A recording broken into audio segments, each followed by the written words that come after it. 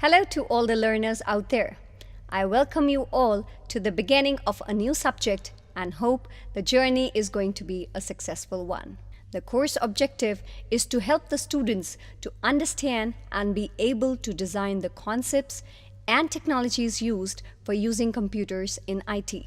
Emphasis is going to be given to understand the way technologies develop and how do they generate business values. The course will also have special emphasis on virtualization and cloud computing and mobile technologies. Beginning with the first lecture, we shall study about Introduction to Information Technology. But first things first.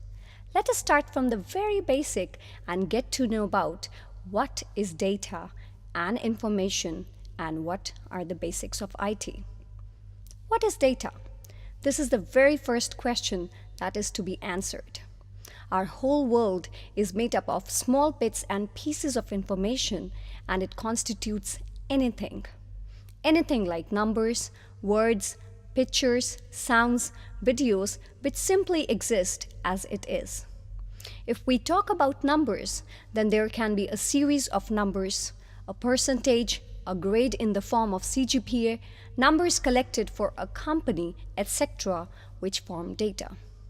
Data in the form of words can be alphabets or words here and there, yet just a collection which has not made any meaning as yet. Pictures as data can have pieces of images, small, big, uncollected, and do not give any clarity. Videos, on the other hand, have frames.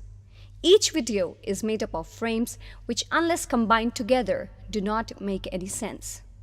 Now we have seen many forms of data like numbers, images, etc.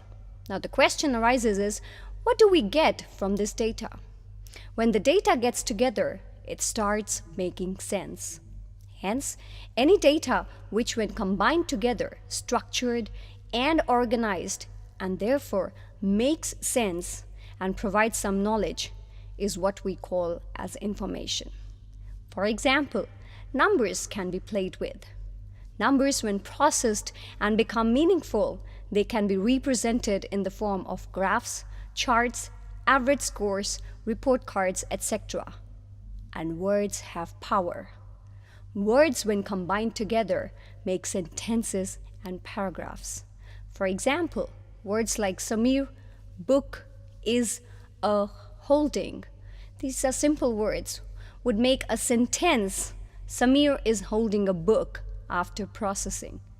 And it constitutes information because the sentence is giving some knowledge. It makes sense, is organized and structured. Can you make such more sentences on your own? Just try them out. Pick up a set of words which are jumbled. Now arrange them together and you would see when they make sense, they give us some information. Plus, pictures can speak. When combined together, they would make a complete picture, such as in the given example. The data we had was in bits and did not make much sense. However, when all these bits are combined together, they make an organized and structured picture. You can see the result here. The bits and pieces of images have been assembled together, and you can see what is happening. Babies are playing, and eagles are flying, and the fire is burning. Also, videos can move. The frames of the videos which made up the data, when combined together, would make a video clip, which is a movie. Now, these movies can be of any kinds. An animated movie like Kung Fu Panda, or an entertainment movie like Avatar, or a documentary like Gandhi. Let's just look and play this video clip. IBM's Watson is at the forefront of a new era of computing.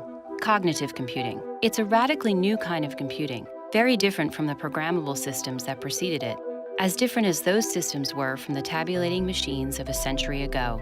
Conventional computing solutions, based on mathematical principles that emanate from the 1940s, are programmed based on rules and logic intended to derive mathematically precise answers, often following a rigid decision tree approach. But with today's wealth of big data and the need for more complex, evidence-based decisions, such a rigid approach often breaks or fails to keep up with available information.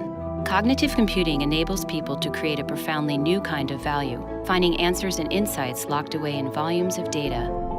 Whether we consider a doctor diagnosing a patient, a wealth manager advising a client on their retirement portfolio, or even a chef creating a new recipe, they need new approaches to put into context the volume of information they deal with on a daily basis in order to derive value from it. This process serves to enhance human expertise. Watson and its cognitive capabilities mirror some of the key cognitive elements of human expertise, systems that reason about problems like a human does.